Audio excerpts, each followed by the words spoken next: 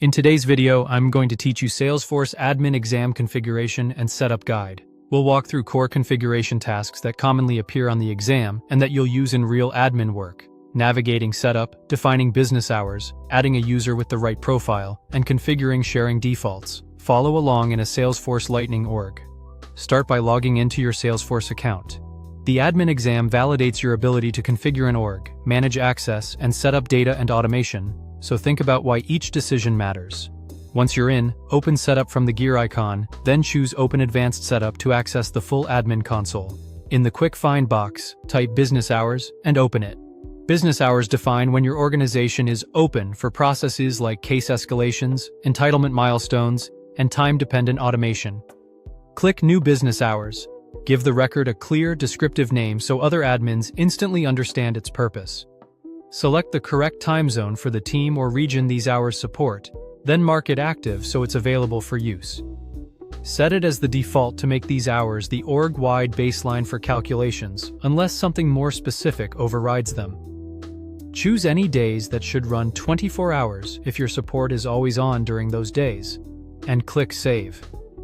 Tip: holidays are managed separately, so you can add those after you finalize your hours. Next, let's create a user. From Setup, search for Users.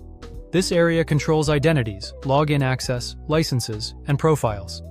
Click New and enter the user's details, making sure the email address is valid so they receive activation messages. For Profile, select System Administrator only if that person truly needs full administrative access. This profile grants broad permissions such as customization, data management, and security administration. Click Send Invitation to email the activation link and let the user set their credentials. Then click Close to return. Now configure sharing.